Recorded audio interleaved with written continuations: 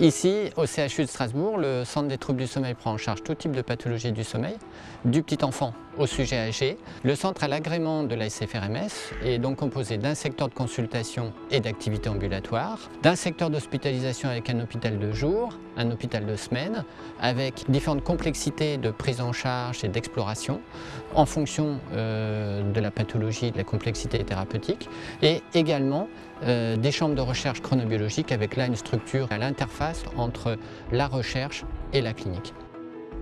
Nous sommes dans une de nos salles de consultation. Ce temps de consultation est un temps essentiel qui va nous permettre de poser le diagnostic et de définir la prise en charge derrière qui en découle. Nous allons également creuser un peu plus cette anamnèse avec des questionnaires spécifiques en fonction de la pathologie qu'on abordera. Et cette consultation pourra être complétée si besoin par une prise de sang, voire donc des explorations en ambulatoire avec actimétrie ou polygraphie ventilatoire en fonction de la pathologie suspecte.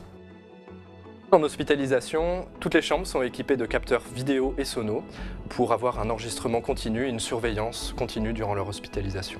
Les patients sont enregistrés durant leur sommeil et la veille avec différents paramètres, que ce soit l'enregistrement de l'EEG pour le sommeil et l'activité de veille, les enregistrements cardio-respiratoires et les enregistrements des mouvements par l'électromyogramme. Les enregistrements ne se limitent pas seulement aux enregistrements de nuit, mais il y a aussi une activité de jour avec des tests de vigilance, style des TME à valeur réglementaire et des enregistrements continus aussi sur 24-48 heures.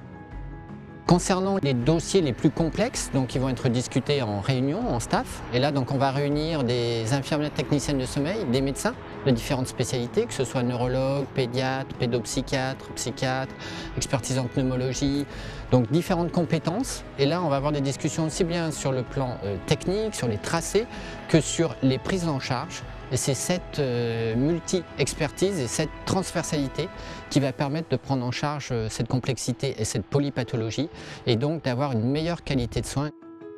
Dans un service pluridisciplinaire et transversal comme le nôtre, nous avons aussi particulièrement développé à la fois l'évaluation et les prises en charge des enfants et des adolescents avec troubles du sommeil et même parfois avec troubles du rythme.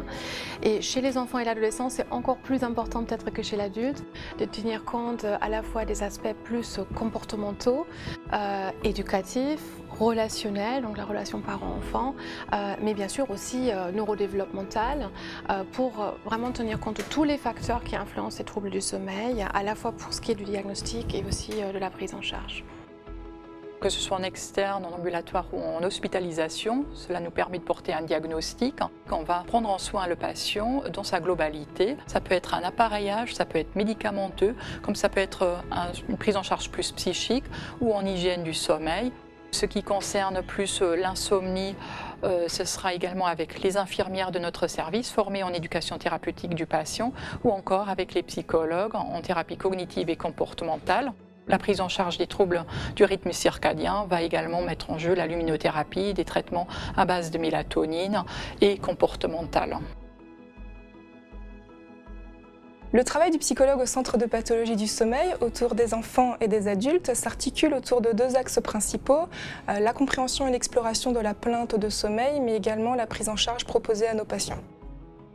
On est au sein de CIRCSOM, la plateforme de recherche chronobiologique, avec 5 chambres de recherche chronobiologique, avec isolation phonique, contrôle de température, SAS de prélèvement pour des prélèvements pendant le sommeil. On peut étudier donc la réaction à la privation de sommeil, l'homéostasie du sommeil, et les rythmes endogènes, le fonctionnement de l'horloge biologique.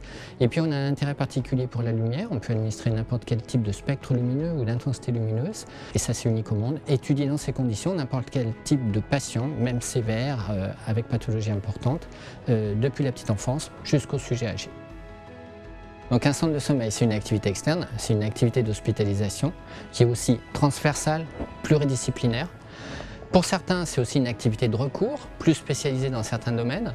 Et puis pour quelques centres comme le nôtre par exemple, c'est une activité également de recherche. Pour nous par exemple avec une équipe de recherche CNRS qui va de l'animal à l'homme sain et au patient.